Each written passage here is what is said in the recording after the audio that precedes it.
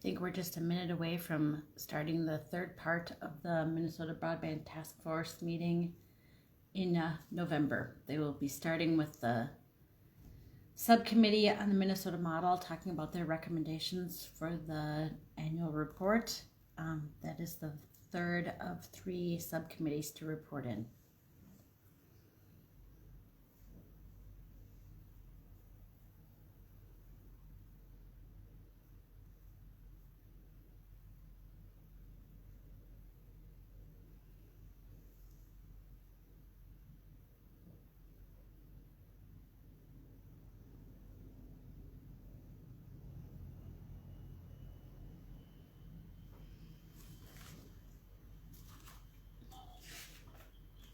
Okay, welcome back everyone.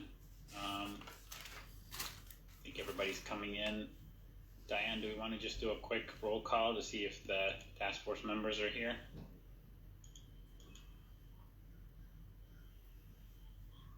Sure.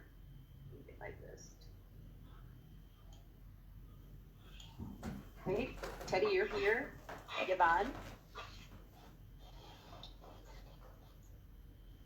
Yvonne, did you join us back again? Nolan? Nolan? Yep. Thank you, Nolan. Dale Cook? I'm here. Okay. Steve Fensky?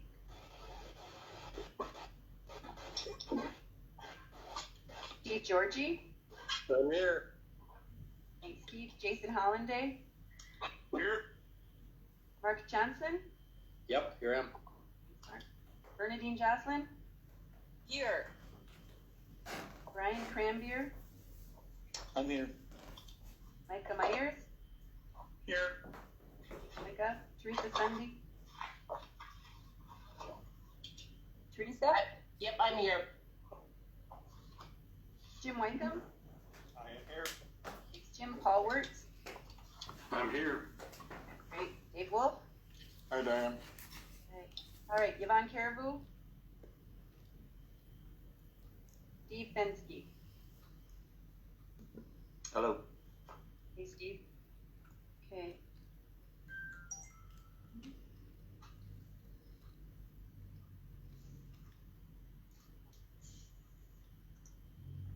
Teddy, you're on mute. Yeah, thank you. And thank you, Diane, for going through the roll call. I think only person we're missing, Yvonne, and hopefully we'll see her come through and make sure she's here when we get back into it. But let's resume our meeting. According to the agenda, the next piece that we have on deck is a public comment from Duluth Mayor Emily Larson, and she was going to discuss the Minnesota Mayors Together letter. I did see Mayor Larson just join here a second ago. Mayor, are you there with us? I am here. Can you hear me? I can hear you. That's great. Great. Glad to have you here. Welcome. We have almost a full task force here. We've been meeting all morning. We had the governor this morning, and happy to have you here with us as well. So I know you have a few remarks to make on a letter that was drafted with a few other mayors, so I will turn it over to you. Thank you so much. Thank you, all of you, for your service to Minnesota. I really appreciate you giving me just a couple of minutes on your really packed agenda. I've looked it over. Clearly, you are doing really important work, and I appreciate you and your time. We have submitted a letter to all of you, and when I say we are a group called Minnesota Mayors Together. Some of us are on the call today, and I see some of you out there, and I'm happy that you're here too. We are a group, as you can see, there was a letter and then also a map of Minnesota that kind of identified where we all are. The letter was signed by a couple of dozen of us, but there are about 45 different mayors and communities across the state of Minnesota in the past few years that have been engaged in these conversations. That is about what is it that we can do together. We are nonpartisan, and we work closely with the governor's team in different areas.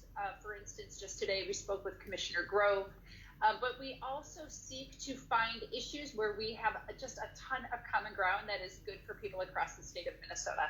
So over the past couple of years, we've talked about housing, we've talked about the legislative agendas that each city has.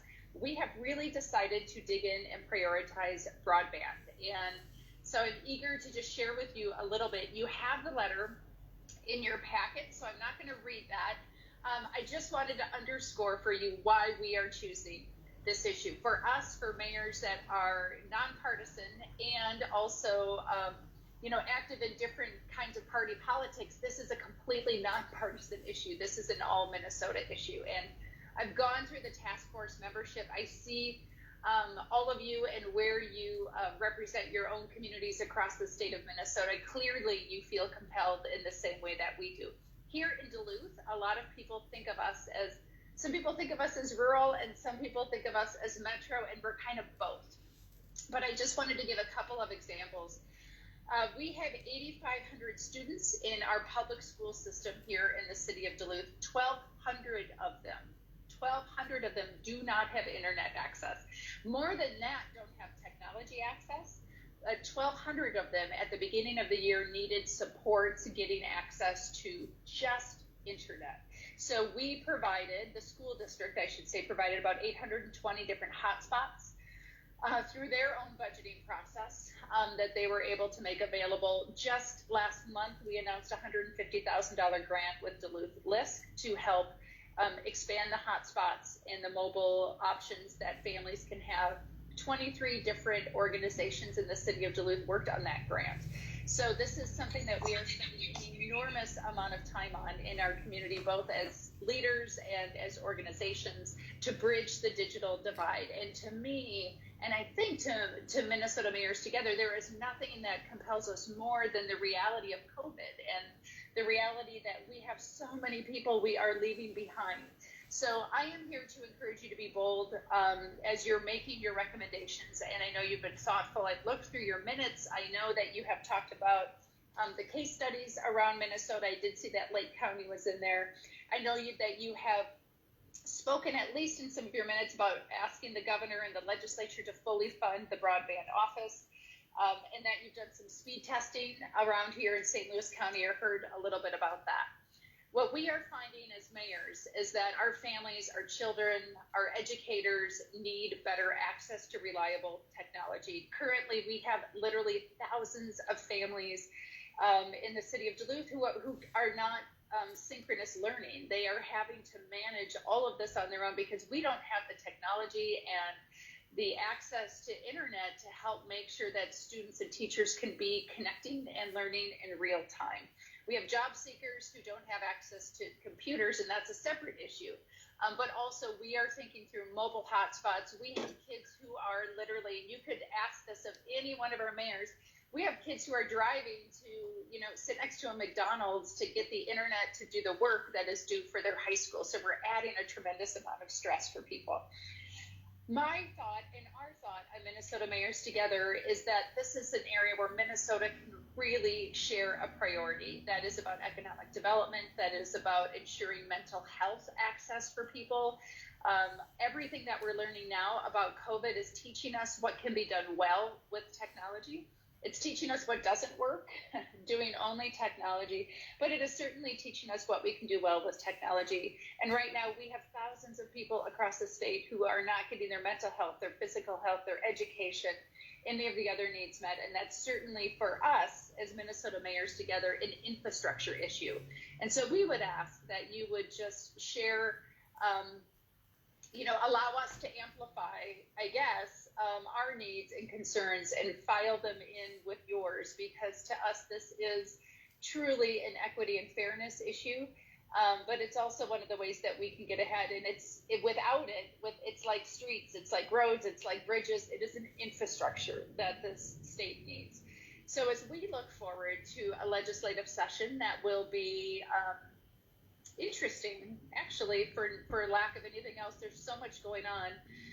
With budgeting, with COVID, with all the things. And it is a really tight political balance right now in the legislature. And we think it's a perfect legislative session to push hard for broadband, because it is something that can benefit every single community across the state. So with that, you have the letter. You know that we're asking for speed. That's one of the things. And we're asking for just to be included in the budget and to kind of modernize the structure for communities across the state. There are many mayors on this call who could answer specific questions. I know your agenda is very busy. I don't want to drag it out anymore. So I will wrap up my comments there, but respectfully request that you be really aggressive in your letter and recommendations, and know that the residents of Minnesota, the leaders of Minnesota, the mayors of Minnesota are 100% behind you and with you, and very grateful for the work that you're doing. Thank you, Mayor Larson. Appreciate your comments. Appreciate you sending us the letter. Super helpful. And we do have one comment or question from Brian Clambier. Yes, thank you, Mayor Larson, and all the mayors. One of the bullet points that you have is funding at $35 to $50 million, and that's one of the topics that we are going to be discussing shortly. Do you have any?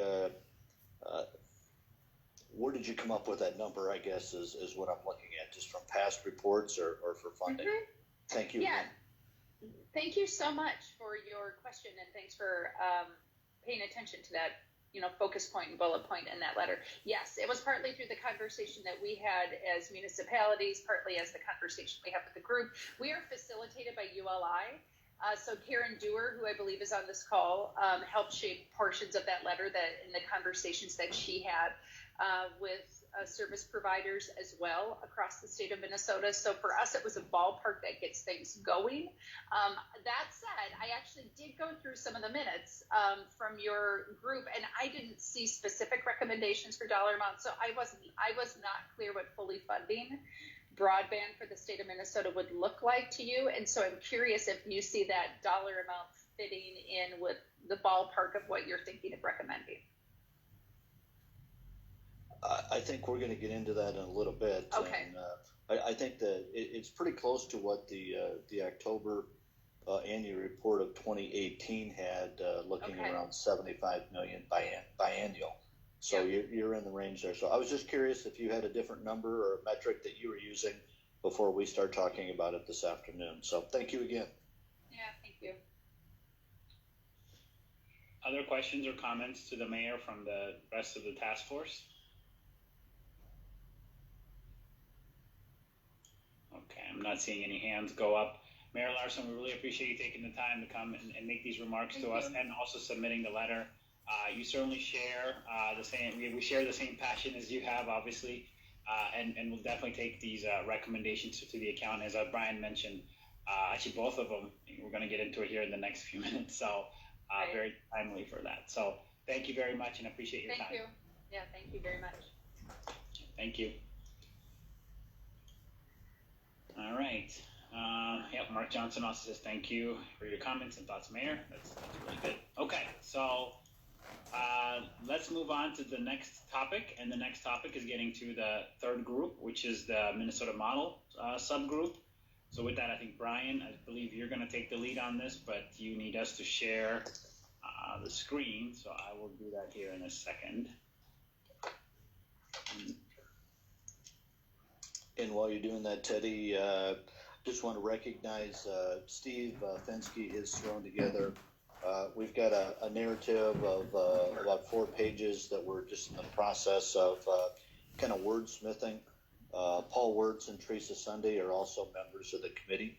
So what I'd like to do is just tee up, and I also, again, our editor, Steve, and Paul and Teresa may have some comments too, but the whole idea is that we have a really good program. It's the model that other states follow. It comes down to funding, and I think Bernadine brought this up earlier, is that we don't even have a program next year unless we get some funding from the legislature.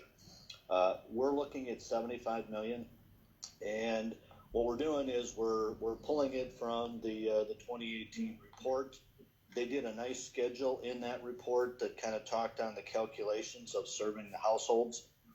Looking at that again, that is maybe something that we could get some feedback on to revise to see if costs have likely increased or potentially decreased to provide that service. But I'll just take these in bullet points, and I would first ask just on the committee.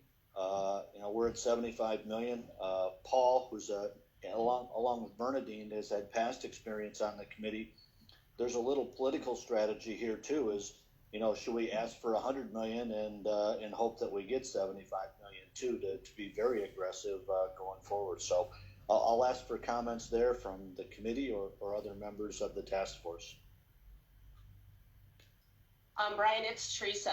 I'm looking at the 2018 report, and on page 12, it's a little over 69 million, so it's closer to 70 million funding.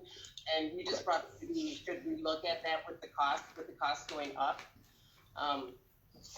Just so we have a better number. I'm not sure how we go about that, though. I think Dick Schoberg might have been behind the formula. So I don't know if we circle back. I would have to work with our engineering too. I rounded up Teresa to 75, so. That's what I figured. I wasn't sure. Anna asked the question. It's like, I don't know. So. This is Steve Fensky. I'm almost certain there was a 73 or just short, or 74 was the number. I remember writing it, and that's, I'm not sure where the 69 figure came in. Oh, that's on page 12 of the 2018 report. So that's where I at. So yeah, maybe it does have something. I keep referring to the report and finding new stuff every time I look. Like I said, I'm still learning. I think Bernadine has a question. Thanks, Teresa. Hey, thanks, Brian, for that report. So, and you mentioned the report that, Teresa, you've got pulled up and you're looking at there. I'm glad, Brian, you talked about that. Maybe we want to relook at that formula, that original number, how much it cost to meet our goals was based on. And just for kind of historical perspective, for the benefit of the new task force members, I want to note, and Teresa, you've got it in front of you, maybe you could even read that out, that the formula does count CAF2 funding to the state, which was a lot of money. I don't have that number. But I think we've seen since that those CAF2 builds that not all of the CAF2 funding resulted in networks that provide 25.3. We remember that the CAF funding requirements were 10.1. And so just as we look at those formula about how we got to how much it's going to cost, just flagging for people that those CAF2 investments were a component of how we got to that formula, and they may not represent actually 25.3 capable systems that have been built with that funding. All right, and there's also ACAM funding. Can you tell us what that's about? That's at 58 million. I think that was another program that was going to be rolled out to be able to take advantage to complement what we were providing, but that's just my interpretation. Paul or Bernadine, I think that's correct.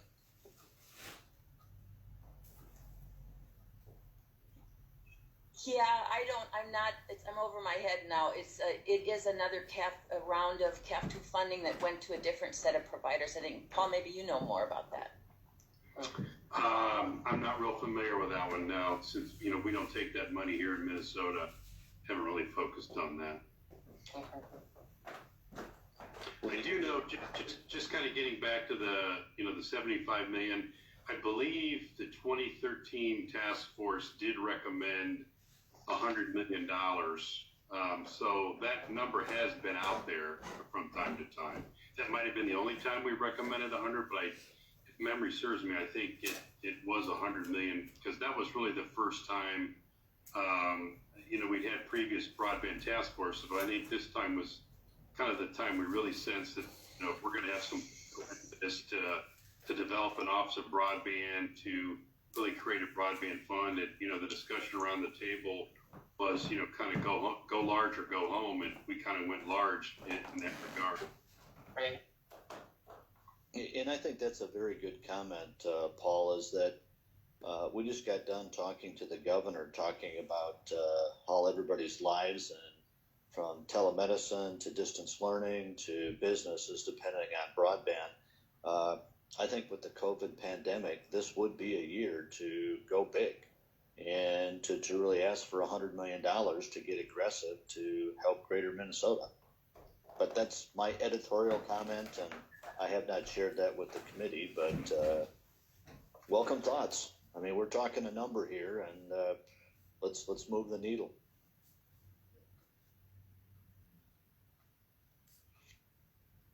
This is Teddy. I think one number to take a look at that would be interesting is the cost per household that was calculated. It would be good to kind of refresh that and see kind of what are the costs behind that. I know we have expertise on the task force, so maybe we can get some help there. will, yes, we will get that to the entire task force. We'll work on that. Awesome. And then, Thank you, Teresa. yep, and then a couple other programs you guys mentioned. Yeah, the CAF piece, I think you can take a look at that, but there's certainly the USDA Reconnect program. I know they've done some investments in Minnesota. And then also the Rural Digital Opportunity Fund that's coming out of the FCC. Those will be some other programs to take into account as well. Very good. Okay, so we'll update the spreadsheet here, and from what I'm hearing, we're all in at the 75 million, but we may even go a little bit larger depending on where these numbers come out. So that'll be kind of a decision that we'll try to look at our task force and bring back to the full task force for next month. Is that okay, Teddy? That's perfect. Okay. Number 2 is our recommendation is to keep the border-to-border program the same with the rules and guidelines. And I think what we're looking at here is funding is going to be critical again, and let's not change things up. That's going to be maybe a legislative hurdle to go in on the rules. Let's just stick to the balls and strikes for what we've been using in the past and go after the funding. But I would again pause here and ask for other comments from the committee or others on the task force. Well, this is Teresa, and I'm just saying the Minnesota model, it's working. We should keep it status quo, especially now. There shouldn't be change for the sake of change. Bringing cable to these areas is extremely, extremely expensive, and if it had been easy, it had already been done. So kudos to the prior task force for making this such a good program that so many other states want to mimic. We're getting to the areas now that are extremely hard with a huge challenge because of the demographics. So everyone seems to be looking at the 25-3 and saying it's irrelevant, but I don't think it will be irrelevant with the next few years because of the demographics. You know, we're talking upgrading, but we're not there yet. And Mediacom is doing a fine job. Everybody in the cable industry is doing a fine job of trying to get to that symmetrical speed. We did a test down in Iowa, in Ames, Iowa. We actually bought a house and did 10 by 10 symmetrical speeds down there and showed everything you could do in your house. And we had, with the COVID pandemic, we had limited people, so I didn't get to go to it. But we brought in state legislatures and all sorts of industry leaders to see what's coming around the corner. But with that's all fine and dandy. We're able to do that in highly density populated areas. But when you're going out and you're driving rural America and seeing these farmhouses and they're relying on huge satellite, you know, it's unfortunate. But I don't think we need to throw 25-3 off the table just yet. That's my 2 cents. Thanks, Teresa. And that kind of ties us into one of the rules and guidelines is that, you know, we're looking right now and in talking with Diane, all the applications that we had this year met the requirement of 100 by 20. Our committee has consistently said we need to cover all of Minnesota before we start changing the rules, meaning that the last thing we'd want is somebody that already has 25-3 to being able to get a grant to go up to 100 by 20 when we still have people in the state that don't have it. But I think Steve brought this point up to us is that if everybody's submitting applications that are 100 by 20, maybe that should be our new minimum. And that's up for us to discuss. So I think, Mark, you have your hand up, and Steve does too. Yep. Sorry, had to unmute.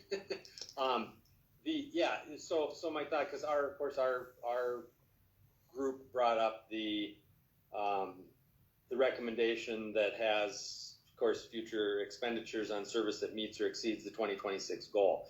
It was in line with what you're saying, Brian, what we were talking about, which I think is a little bit of a change to the border-to-border program, because unless I'm mistaken, right now, you could do a 25-3 grant application, even though people haven't done that recently. It seems to me that, it seems to our group, that putting public money into anything that doesn't look forward to the 2026 goal just creates another situation where that area that got 25. I think I agree that the program stays mostly the same, but a couple of the guidelines, especially in that feed area, like as Brian kind of said, I think needs some discussion. I think, Steve, you wanted to comment on this too, please? I do. I brought this up because 25.3 just doesn't seem all that relevant, both in the speeds people are getting or want, and now as what ISPs are delivering. And we're still 5 years away from the 2026 goal. That's for this purpose, that's a pretty long time to say let's not do anything, to recognize that internet service providers are already kind of setting a new standard. They're already putting in more. So what I'm saying here is to change what must be delivered. I'm not suggesting changing the threshold for qualification. So none of the maps need to change. It's not saying we're going to go back and anybody gets money again. Those are two separate pieces. Right now, we use that 25.3 for do you qualify, and then once you get an award, do you at least get up to that? I'm saying it's that second piece we change, not the first piece. The first piece can stay the same. That way you target the same areas. None of the unserved or underserved changes. It's just once you get the public dollars, what do you have to deliver with it? Since ISPs are already delivering something higher, it doesn't put them out to raise this up to what they're already doing. It just says they're setting a higher standard, and our program is going to recognize that that's high speed now. So that's all I'm proposing to do with this change. And a big piece of that is the 3, the 25, it's the 3. It's, especially with the pandemic, it's households full of people who now are having trouble because 3 isn't enough to do work and 1 or 2 or 3 kids doing school. So whether that number is 120 right away or whether it's something else, but something more on the upload side at least to address what I think is an immediate issue, is that upload speed. Thanks, Steve. Bernadine? In the context of having just heard from our Minnesota mayors together, who urged us to be ambitious and urged us to consider a 100 by 100 speed goal. I want to remind people on the task force that the last report that Teresa was quoting to us that was issued in 2018 noted that our state speed goals are both aspirational and attainable, but not immutable. And the task force said at the time that as technologies evolve and policies change, that our state broadband goals could also change. And so with that, I've been kind of waiting to see, and in fact, we've now heard out from all our 3 subcommittees that there's not so far a recommendation that speaks directly to upgrading our speed goals. So I put in the chat box a proposed recommendation that to augment what we've heard so far in our discussion about what our speed goals should be. And it builds off the letter that we received today from Minnesota Mayors Together.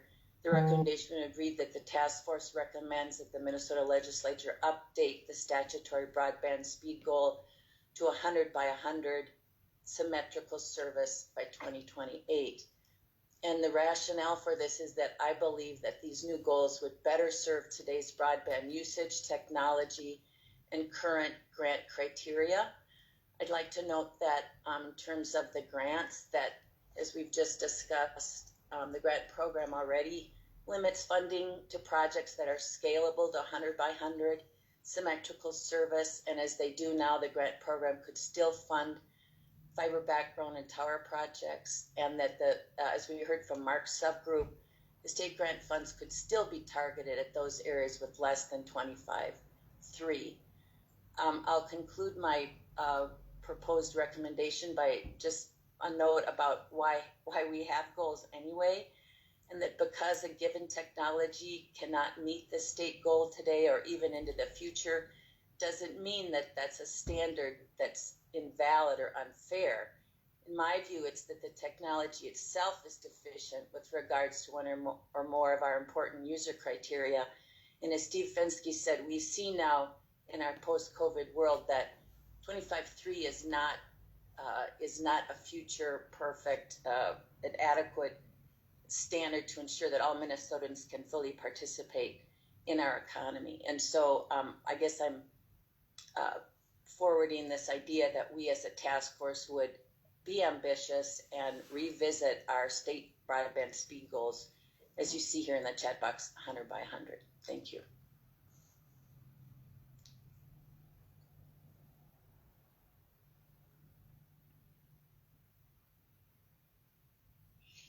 Are there other comments, Brian? I can't see Brian was muted. the thing, so you'd have to do the logistical piece of who's got their hands up and questions. I think Paul does. Okay. Mark did, and I think Paul. Okay. Yeah, my only concern is we have a couple of roadmaps that we show to policymakers in terms of, and legislators in terms of, when they're casting votes, they're putting budgets together, the ability to show progress. And we put these markers out there a couple of years ago for a purpose. 25.3 and 100 by 20. We've got 5.5, less than six years to get to the 2026. I think there's a whole number of intangibles that I think we need to revisit on the speed goals that would impact that. One, we don't know what the federal picture is going to look. I suspect that it's going to be very generous in the next year or so. There could, we could see a huge influx of broadband type infrastructure funding. So, we're at like 75% of our attainment for 25 by 3. We're at, I'm looking at the doc, 90% at 25 by 3, 75%. Either way, that whether we change the speed goals or not, it's not going to help the 150,000 that are unserved. I mean, the speed goals are not going to change that. We've talked about no company really does, when you build these systems, you don't build them at the bare minimum of speed. You can ramp that up or you can calibrate up. I think it's premature to start talking about another speed goal when I still think we need to show some progress in these two speed goals that legislators have, kind of put some dollars into and say, okay, show us the benefit of what we're giving you dollars to do.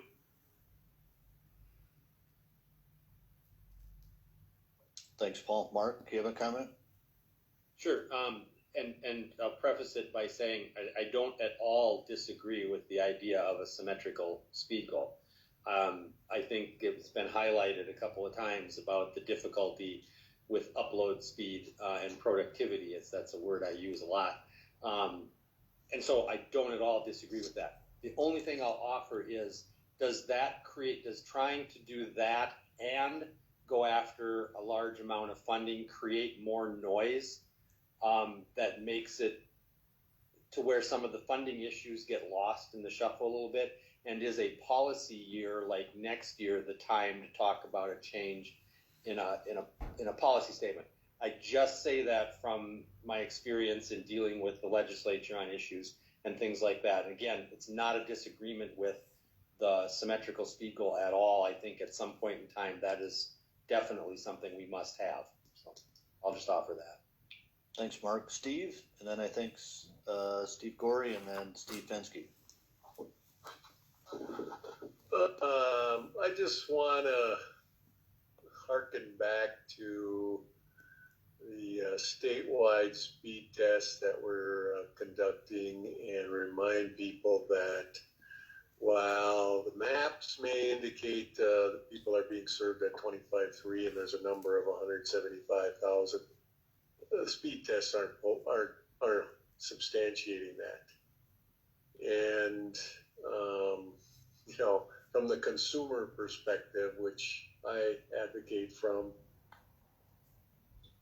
until we get symmetrical services, we're not going to be serving greater Minnesota. And I don't know if we got to jump to 100.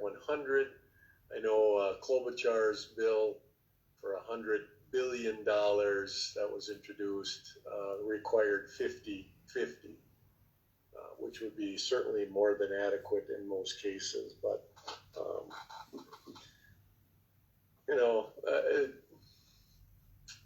I think we still have a ways to go here to accomplish the goal, and raising the bar doesn't hurt.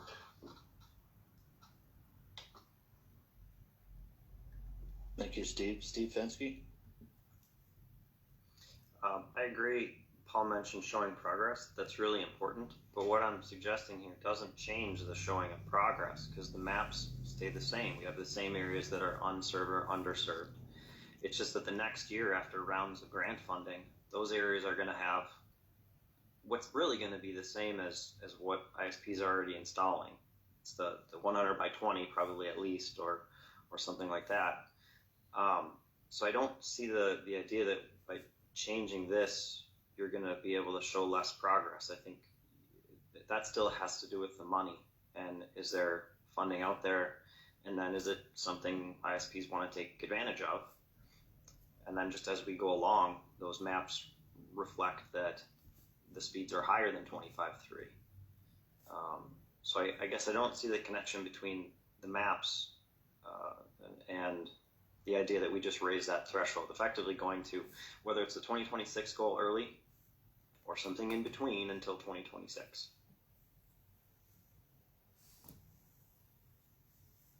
Thank you, Steve. Steve Gordy, a comment again?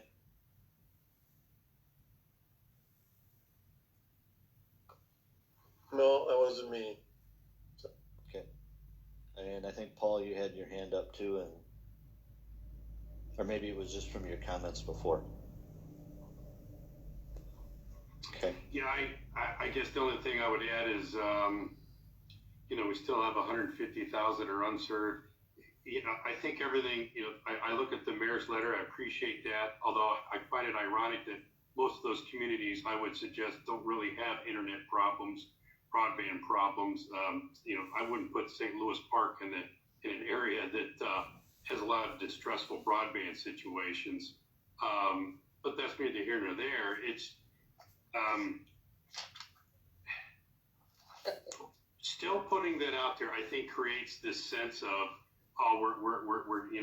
we have measuring sticks. I mean, if that's the case, why did we even put 100 by 20 out there? We're in a pandemic, but most of these policies that we're putting in place right now that would be part of this report, the pandemic's going to be over, hopefully, God willing, by mid-2021 or whatever. And most, these homework situations, these dual working situations that people are experiencing, is a speed goal of 100 by 100 by 2028. I think most people will be well served by the current speed goals, at least for the next couple of years, given that there's going to be a tremendous influx of broadband investment. And then I think we can take a look at what's realistically in the ground based on the huge investment that could be coming our way. I think just to, from what I'm hearing from all of the task force members is that we want to keep the focus to get everybody in Minnesota at least 25 by 3, but we're seeing the increase in technology, the increased use of broadband, that 100 by 20 is maybe the new planned scalable objective, and I think that's where Steve's trying to come from. So I think we can get some wordsmithing in here, but again, I appreciate the feedback, and I don't know if there's additional comments that others would like to make, but it seems like this one and the funding are going to be this committee's biggest challenges to make sure that we get a solid recommendation from the task force going forward. Yeah. So Brian, I have one question more for the experts that are on the task force, right? So yourself, Dave Wolf, maybe Paul, yourself, Nolan. Getting to symmetrical, is it more work? Is it more infrastructure? Like, is it the same? I'd like for someone to take 2 minutes and explain that, right? Like, so if we were to say 100, 100, or 120, what's the impact on the build out? I can weigh in on the symmetrical piece a little bit from a service provider's perspective. 100 by 100 is going to be pretty much a fiber-fed facility, so you're eliminating other technologies, would be my guess. 100 by 20 probably has opened a door to other technologies working. The other piece on it is, and I don't want to speak for Mark here, but productivity is in the upload side. You know, today you're probably 1 to 2 meg per upload stream for distance learning. 100 by 20 should accommodate that. And I'm going to pause right now and let other people speak. I guess to further build on it, to Dave's point, you know, you get into symmetrical circuits, especially from what I see from field perspective.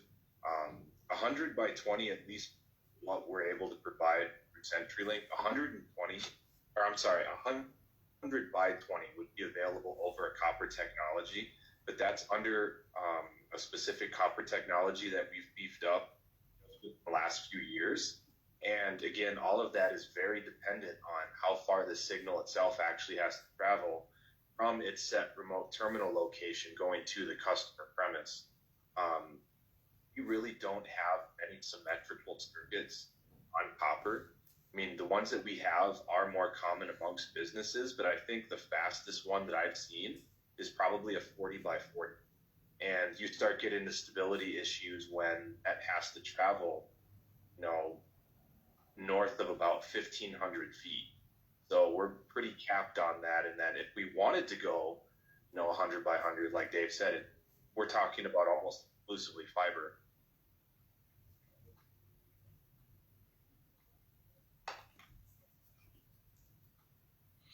No, thank you for that, for those comments. And Brian, we can move on to the next one. But the only reason I asked that question is as we think about, you know, kind of, this is an area, you're right, both the funding and the speed goals are going to be the areas where we'll have more discussion probably in the next couple of meetings on what our recommendations should be. But just want to make sure that everybody also thinks about that if we do increase the speeds, which I'm not against either, but making sure we don't leave more Minnesotans out of the picture as a result of it because it has to be just fiber or some other technology. So let's keep that in mind. Continue to think it through. I think the subgroup will continue kind of formulating this and getting to the right. Thanks, Teddy. I think that was a great question because especially when you get into greater Minnesota and you're averaging 4 or maybe even 2 customers per mile of line, it really is going to utilize the wireless technology as we've learned to be able to get those people some type of internet service. So we'll keep working on that one. The next few, probably we've talked about these before. No action on the mapping changes.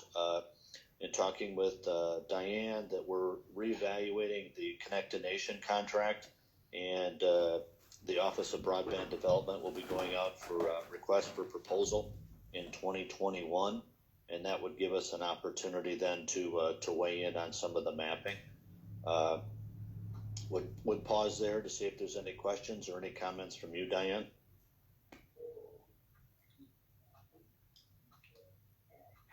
No, I'm just going to say that the statute requires what our mapping is supposed to accomplish, and we had a maximum 5-year contract with Connected Nation, so it was a 2-year plus 3 1-year extension. So by law, we need to go out for a full RFP again in 2021.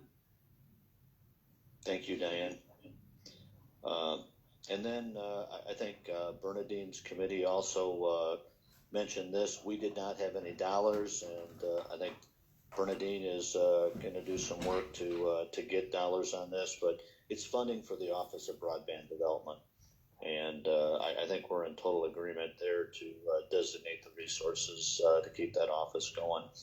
In summary is the 5th bullet point, but or the 6th, is that we don't want to lose ground in Minnesota. The Minnesota model for broadband requires funding. I think that is it's the elephant in the room. We can talk about a lot of things, but if we don't get funding, we really don't have a program.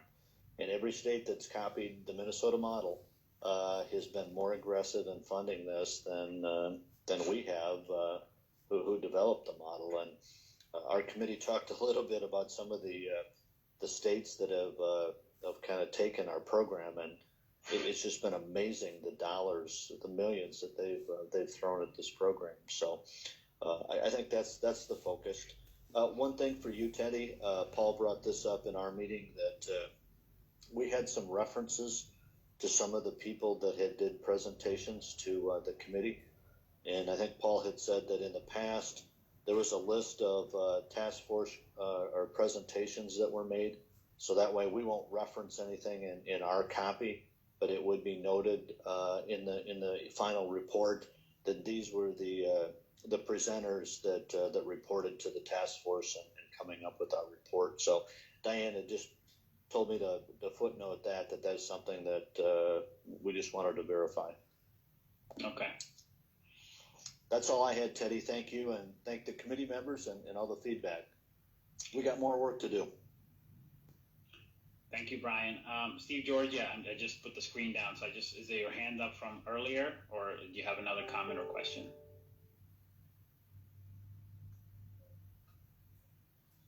Well, as long as you called on me. I was just curious, Brian, if there was any conversation.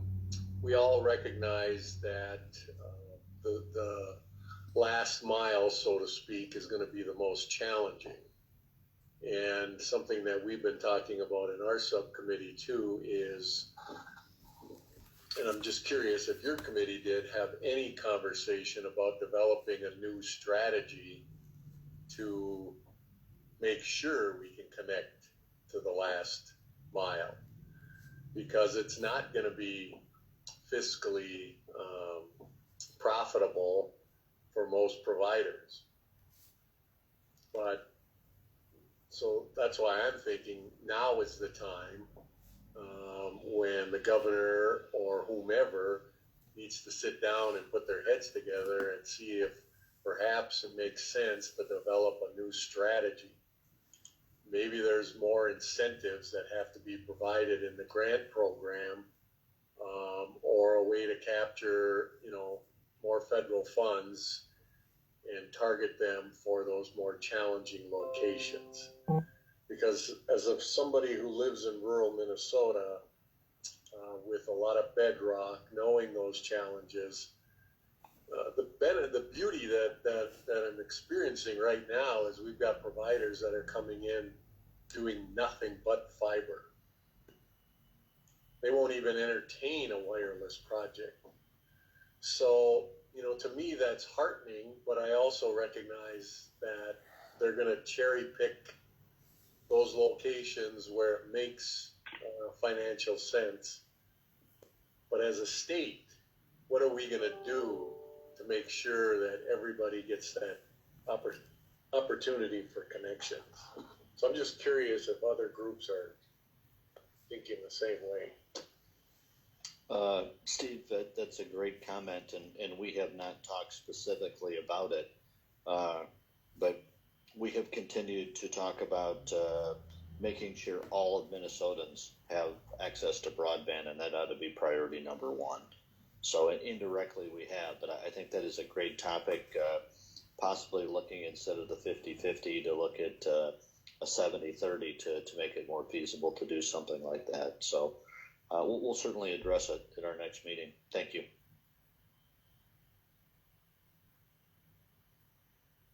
Okay. Any other questions or comments for the Minnesota Model subgroup?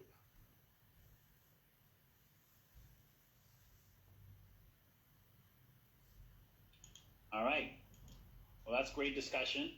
Brian and team, thank you so much for bringing that forward. I'm sure we'll have more conversations on this one, but that was a good way to summarize it, and we know where the areas of focus are going to be. So appreciate all the work there. I know there's lots of discussions happening behind the scenes, and being able to summarize it helps us have a more efficient way and effective way to take a look at this. So. All right, so that concludes the review of the three subgroups. I think we've made tremendous progress. I believe the recommendations are shaping up, although there's still more things to be done. I believe the rest of the documents are also being put together, so we can have a good overall report that goes to the governor as well as the legislature. So a couple of things as far as next steps, and again, I'm going to sort of lay out my thinking here, but I'm totally open to other suggestions or if somebody else has a kind of a better way to be able to do this. So one thing is obviously all the subgroups have put out the content they have today and then also gotten some feedback from the group. So I would encourage you to take some of that feedback and where it makes sense, make the edits, make the adjustments, meet together as a subgroup, and then update your report that also has the recommendations in them. I'll work with Diane and Angie to create a central place where we can put these documents.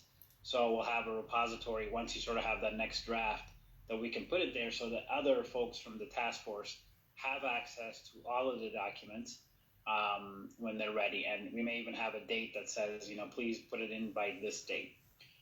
The next thing we're going to do is probably set up before the end of the year 2 more meetings. However, they won't be in 4 hours in length. They may be 1 to 2 hours each, so no more than that.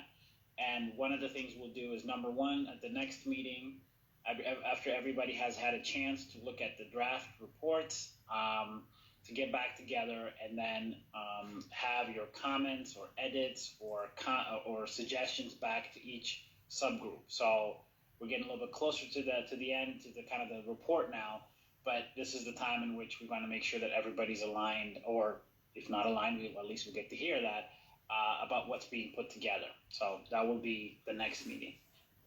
After that meeting, obviously there'll be just again another iteration of the same, taking the feedback, making some updates, but in that process we'll also put the whole thing together. So that way it's a uniform document and not 3 separate documents. And then my hope is the last meeting that we'll have is a way for us to go through sort of a final draft of the report we put together with the proper recommendations. You saw a little bit of the skeleton at the last meeting of kind of how we're thinking about that.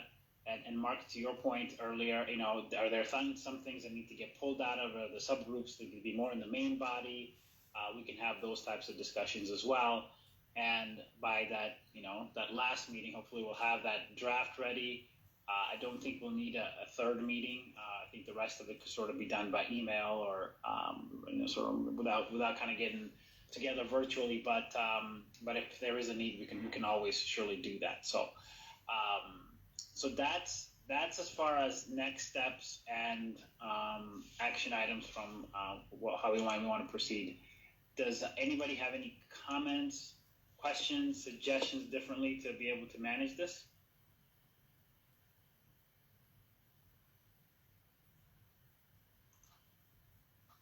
Teresa? Yeah, can you just verify the date of the next meeting? I have it on my calendar as December 9th. Is that correct?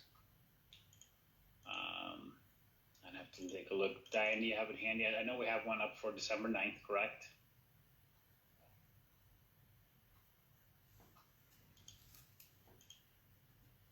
Good question. I should have looked that up. Yeah, because for some reason my calendar was incorrect. I thought this meeting was actually next week, so I was a little taken aback. And I don't think we scheduled a December meeting. I don't know what's going on then. Okay. Okay. Yeah, I didn't think we had scheduled one. So, good point though. One thing we'll have to do right away is put some dates out there, propose some dates to make sure that it works for everyone's calendar. So we'll get 2 more meetings out. Like I said, no more than 2 hours in length, maybe even a little bit less. We'll see for dates that would work for folks. And my guess is that first week in December will probably be one of them, and then the next maybe 2 weeks after that. So somewhere around that. Good takeaway. We'll get on that right now.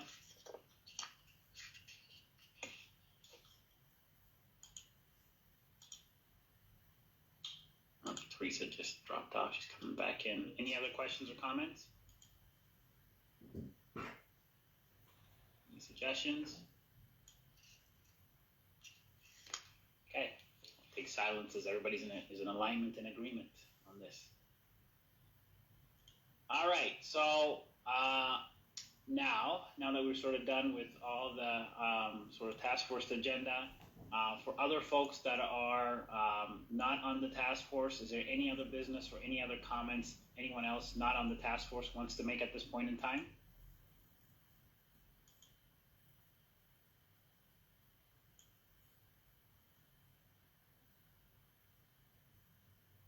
Okay, I'm not hearing anything. I don't see any hands up at the moment. So, well, with that, I do want to thank everybody for the engagement today. Thank you for your time. Thank you for all the work in getting us to this point. I thought it was exciting to hear from the governor today. I thought the groups are making good progress, good steady progress, good robust conversation today. I think that gets us a little bit closer to what we want to propose. And one thing that I heard, today from the governor also was that making sure that our recommendation is in line with what he wants to propose as well, and whatever we want to take to the legislature at the same time. I think once we have some things in hand and they're concrete, we can certainly shout it as loud as we can to make sure we kind of get the traction we need. So that'll be very exciting. With that, hope you have a good rest of the day and a good rest of the week. And again, we'll be sending out two things. One is the dates for the upcoming kind of two meetings to be able to start finalizing this, as well as a place where we can keep the central documents to be able to have, so other can have access and can read what's being written.